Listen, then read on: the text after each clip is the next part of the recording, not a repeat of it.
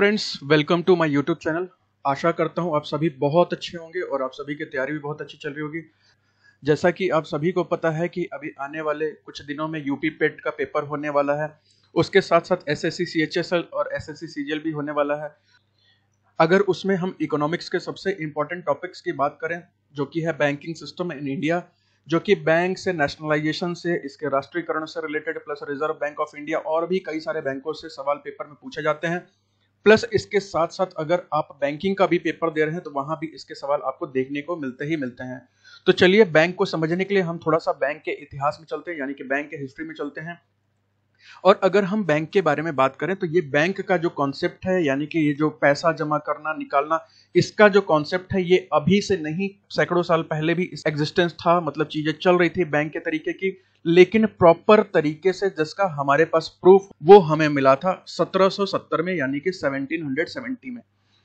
हम बात कर रहे हैं प्री इंडिपेंडेंस पीरियड की, यानी कि स्वतंत्रता से पहले के टाइम की बात कर रहे हैं, जब हमारे भारत में ब्रिटिशर शासन कर रहे थे, तब की बात कर रहे हैं। 1770 के टाइम पे एक बैंक बनाया गया था जिसका नाम था bank of Hindustan. Bank of Hindustan एक बैंक बनाया गया था, जो कि आपको पता होगा इसका हेडक्वार्टर जिसको बनाया गया था वो कलकत्ता में बनाया गया था, क्योंकि उस टाइम पे सारी चीजें, अंग्रेजों की सारी चीजें जो है ब्रिटेन वालों की, वो चल रही थी हमारे कलकत्ता में, यानी कि कोलकाता में अभी फिलहाल के। और ये कुछ ही सालों में, करीब करीब 60 से 62 सालों बाद 1832 में ये बैंक बंद भी हो गया, क्योंकि ये काम नहीं कर पा रहा था प्रॉपर तरीके से और इसका ऑपरेशन फेल हो गया। मतलब ये बैंक काम करना बंद कर दिया और इसे क्लोज कर दिया गया वहां पे। अगर हम आगे चलते हैं तो और भी कुछ बैंकों के कॉन्सेप्ट हमें देखने को मिले थे, जैसे कि एक जनरल बैंक ऑफ इंडिया के नाम से एक बैंक था, जो कि 1786 में बना था और ये भी 1791 में बंद हो गया था। ये भी काम नहीं कर पाया था और आप देख सकते हैं कि करीब करीब 5 साल में ही यहाँ वो बैंक बंद हो गया। उसके बाद एक और बैंक आया था, Awadh commercial bank, Awadh commercial bank के नाम से, जो कि 1881 1881 में जिसको बनाया गया था, और 1958 आते आते ये बैंक भी बंद हो गया। उसके बाद इसी के साथ साथ कुछ और बैंक भी आए थे, जो कि एक आपका बैंक ऑफ बंगाल 1809 में, 1809 में, बैंक ऑफ बॉम्बे भी आया था 1840 में, 1840 में, बैंक ऑफ मद्रास भी एक था 1843 में। इन तीनों बैंक को बाद में क्या किया गया था, 1921 में उन तीनों बैंक को मर्ज कर दिया गया था, यानी कि उन तीनों बैंक को मिला करके उनको एक नाम दे दिया गया था जिसका नाम था इंपीरियल बैंक ऑफ इंडिया।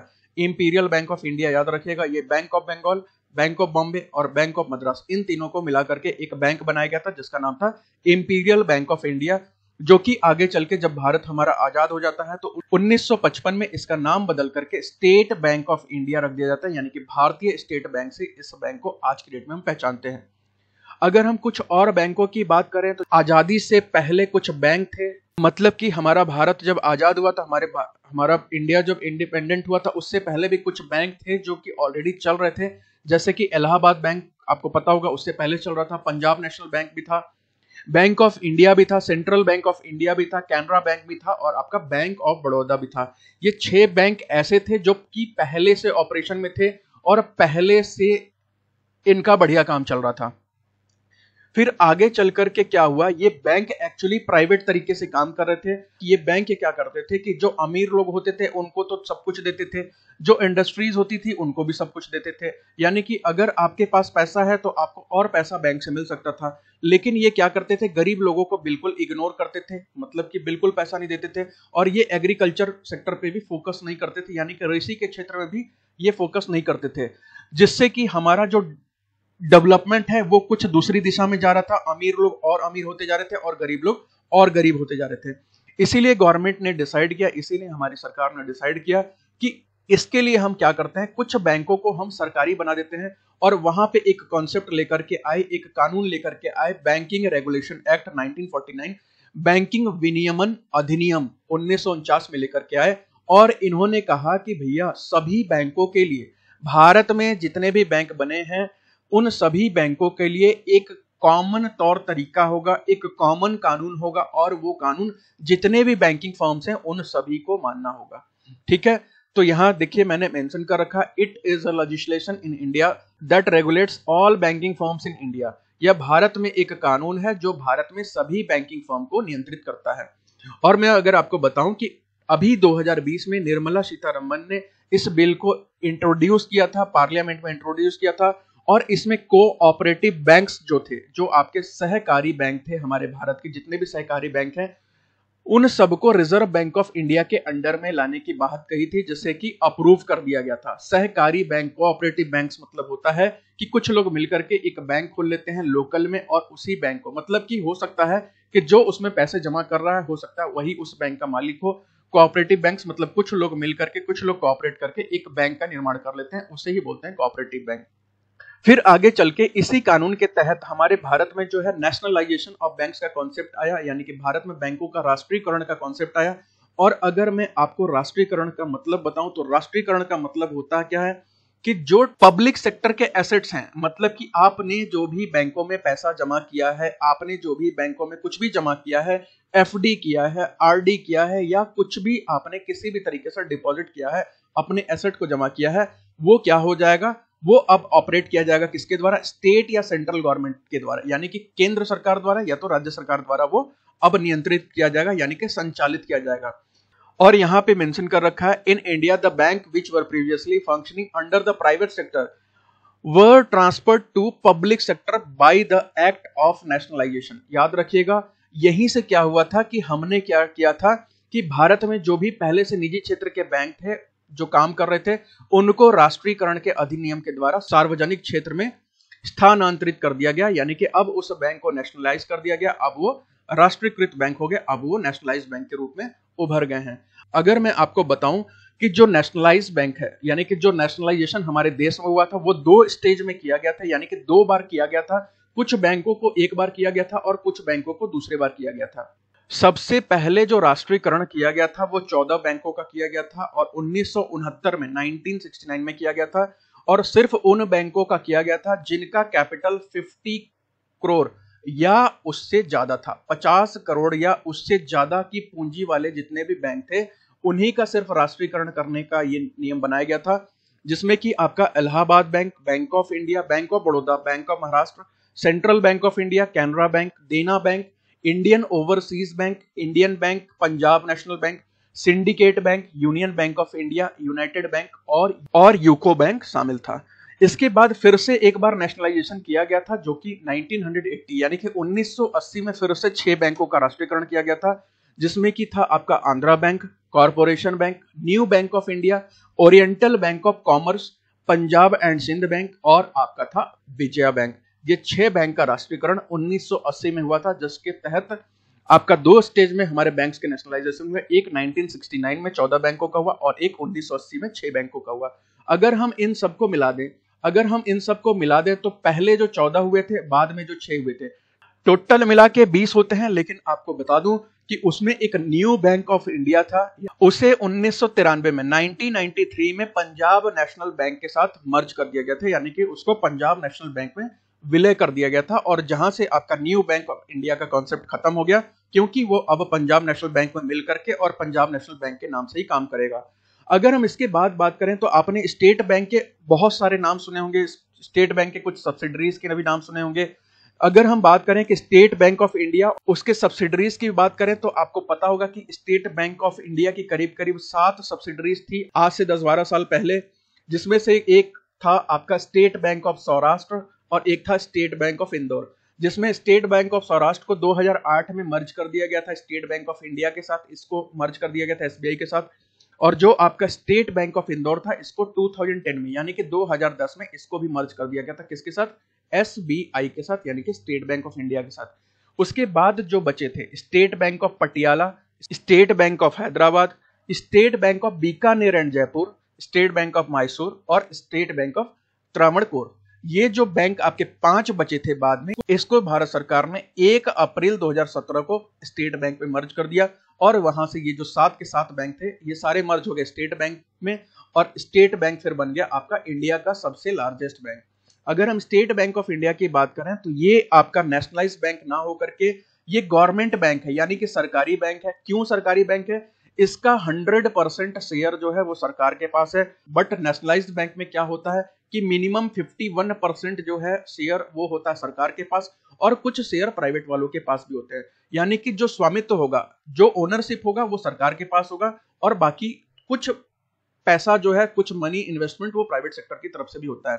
लेकिन भारतीय स्टेट बैंक का जो 100% शेयर है यानी कि सरकार का जो हिस्सा है वो 100% का है, और headquarter state bank of India का मुंबई यानी कि महाराष्ट्र में है। और स्टेट बैंक ऑफ इंडिया जो है वो largest public sector bank of India है, यानी कि भारत का सबसे बड़ा सार्वजनिक क्षेत्र का बैंक। अगर हम सरकारी बैंक को छोड़ करके प्राइवेट सेक्टर की बात करें तो इंडिया का सबसे लार्जेस्ट प्राइवेट सेक्टर जो बैंक है वो आपका है HDFC बैंक, यानी कि प्राइवेट सेक्टर में सबसे, निजी क्षेत्र में सबसे बड़े बैंक की बात करें तो वो है आपका HDFC बैंक। उसके बाद एक और बैंक बनाया गया था जिसका नाम था भारतीय महिला बैंक। ये 19 नवंबर 2013 को स्टैब्लिश किया गया था, 19 नवंबर 2013 को।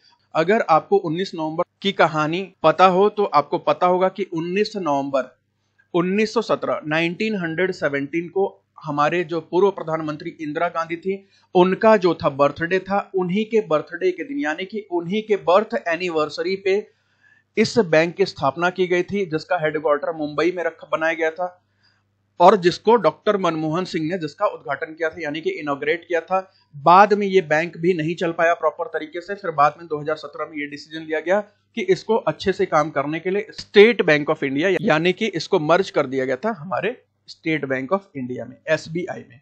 अगर हम इसके बाद और भी बैंकों के मर्जर की बात करें तो अभी आपने रिसेंट में सुना होगा कि बहुत सारे बैंकों को आपस में मिला दिया गया है, यानी कि उनका विलय कर दिया गया। अगर हम बैंक के मर्जर के यानी कि बैंक के विलय के बारे में समझें तो हमारी गवर्नमेंट ने 2019-2020 वाले टाइम में, मतलब कि 2019-20 वाले टाइम पे कुछ बैंकों को आपस में मिला दिया है, जैसे कि ओरिएंटल बैंक ऑफ कॉमर्स और आपका यूनाइटेड बैंक ऑफ इंडिया। इन दोनों बैंकों को मर्ज कर दिया है आपके पंजाब नेशनल बैंक के साथ, यानी कि इन दोनों बैंकों का विलय किसके साथ हो गया है? पंजाब नेशनल बैंक के साथ। सिंडिकेट बैंक भी था, उसको मर्ज कर दिया गया है आपके कैनरा बैंक के साथ, और इलाहाबाद बैंक भी था, बहुत पुराना बैंक था, जिसको मर्ज कर दिया आपका इंडियन बैंक के साथ। इसके अलावा आपका एक था यूनियन बैंक ऑफ इंडिया, जिसमें आपके आंध्रा बैंक और आपका कॉर्पोरेशन बैंक, इन दोनों को इसमें मर्ज कर दिया गया। उसके बाद बैंक ऑफ बड़ौदा में आपका देना बैंक और विजया बैंक, इन दोनों को बैंक ऑफ बड़ौदा में मर्ज कर दिया गया। उसके बाद अगर हम बात करें कि आज के डेट में हमारे पास कितने पब्लिक सेक्टर के बैंक है, यानी कि सार्वजनिक क्षेत्र के कितने बैंक है हमारे पास वर्तमान में टोटल, यानी कि प्रेजेंट में टोटल पब्लिक सेक्टर जो बैंक हैं वो हैं अभी 12। और मैंने अभी आपको 5 बैंकों के नाम बताए हैं जिसको कि मर्ज करके बड़े बड़े बैंक बना दिए गए हैं।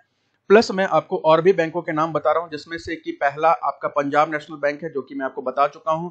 पंजाब नेशनल बैंक जिसका हेडक्वार्टर आपका नई दिल्ली में, मुख्यालय नई दिल्ली में है। उसके बाद हमारा इंडियन बैंक है जिसका हेडक्वार्टर आपका चेन्नई में है। उसके बाद हमारा स्टेट बैंक ऑफ इंडिया, जो कि अभी मैंने बताया था कि इसका हेडक्वार्टर आपका मुंबई में है। उसके बाद जो है कैनरा बैंक, जिसका हेडक्वार्टर आपका बेंगलोर में है। यूनियन बैंक ऑफ इंडिया, जिसका हेडक्वार्टर मुंबई में है। इंडियन ओवरसीज बैंक, जिसका हेडक्वार्टर चेन्नई में है। उसके बाद आपका आता है यूको बैंक, जिसका हेडक्वार्टर आपका कोलकाता में है। Bank of Maharashtra, headquarter Pune में। Punjab and Sindh bank, headquarter जिसका दिल्ली में। बैंक ऑफ इंडिया, हेडक्वार्टर जिसका मुंबई में। Central bank of India, headquarter जिसका मुंबई में। याद रखिएगा, सेंट्रल बैंक ऑफ इंडिया के नाम से रिजर्व बैंक को भी जानते हैं, बट हम यहाँ पे बैंक की बात कर रहे हैं, यानी कि सेंट्रल बैंक ऑफ इंडिया। फिर उसके बाद हमारा आता है बैंक ऑफ बड़ौदा, जिसका कि हेडक्वार्टर आपका वडोदरा में है, यानी कि गुजरात में है। उसके बाद अगर हम आए तो इन सबको जो रेगुलेट करता है उसका नाम है आपका reserve bank of India. Reserve bank of India, आपको पता होगा कि एक कानून बना था under reserve bank of India act 1934 में। 1934 में एक अधिनियम आया था, भारतीय रिजर्व बैंक अधिनियम, जिसमें रिजर्व बैंक ऑफ इंडिया को बनाने की बात कही गई थी। और उसके एक साल बाद 1 अप्रैल 1935 को एक बैंक बनाया गया, यानी कि रिजर्व बैंक ऑफ इंडिया के नाम से एक बैंक को बनाया गया, जिसका हेडक्वार्टर कोलकाता में बनाया गया था, जिसका मुख्यालय कोलकाता में उस टाइम पे बनाया गया था। लेकिन बाद में 2 साल बाद इसके हेडक्वार्टर को कोलकाता से शिफ्ट करके कहां कर दिया गया था? मुंबई कर दिया गया था। तो अगर आपसे रिजर्व बैंक ऑफ इंडिया के हेडक्वार्टर यानी कि मुख्यालय का सवाल आए पेपर में, तो आप याद रखिएगा कि वर्तमान में प्रेजेंट टाइम में वो मुंबई में है। उसके बाद हम बात करें तो इसको 1 जनवरी 1949 को, 1 जनवरी 1949 को इसको नेशनलाइज कर दिया गया था, यानी कि इसका भी राष्ट्रीयकरण कर दिया गया था, सरकार की ये अधीन आ गया था। उसके बाद इसको एक मंत्रालय के अंडर में रखा गया था, यानी established under the jurisdiction of ministry of finance, जो कि भारत सरकार का एक हिस्सा है, यानी कि वित्त मंत्रालय भारत सरकार के अधिकार क्षेत्र में स्थापित किया गया था।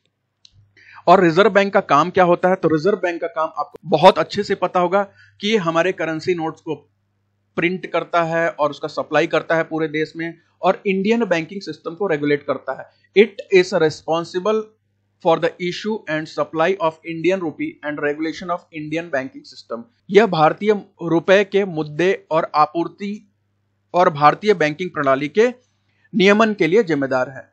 यहां से बहुत सारे सवाल ऐसे बनते हैं जो कि इनके गवर्नर से रिलेटेड बनते हैं कि रिजर्व बैंक ऑफ इंडिया का गवर्नर कौन था, पहला कौन था, आखिरी कौन था, कुछ ऐसा।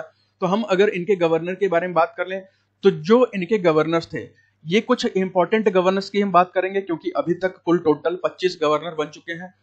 तो सबका लिस्ट है, मैं ग्रुप में प्रोवाइड कर दूंगा, अगर आपको देखना होगा तो एक बार नजर जरूर मार लीजिएगा। अगर हम रिजर्व बैंक जब पहली बार बनाया गया था यानी कि 1935 में बनाया गया था, तो उसके सबसे पहले गवर्नर बने थे, उनका नाम था ऑसबॉर्न स्मिथ। ऑसबॉर्न स्मिथ जो कि 1935 से लेकर के 1937 तक थे, करीब 2 से 2.5 साल। और याद रखिएगा अभी जब ये ऑसबॉर्न स्मिथ जब ये बने थे रिजर्व बैंक के गवर्नर, उस टाइम पे भारत जो है आजाद नहीं हुआ था, वो अभी भी अंग्रेजों के शासन में था, यानी कि ब्रिटिशर्स अभी भी इंडिया को कंट्रोल कर रहे थे। उसके बाद जो सेकंड गवर्नर बनते हैं उनका नाम था James Braid Taylor. James Braid Taylor, और ये 1937 में बने थे और 1943 तक थे, करीब करीब 6-6.5 साल तक ये भी बने रहे और 2 साल तक ऑसबॉर्न स्मिथ थे।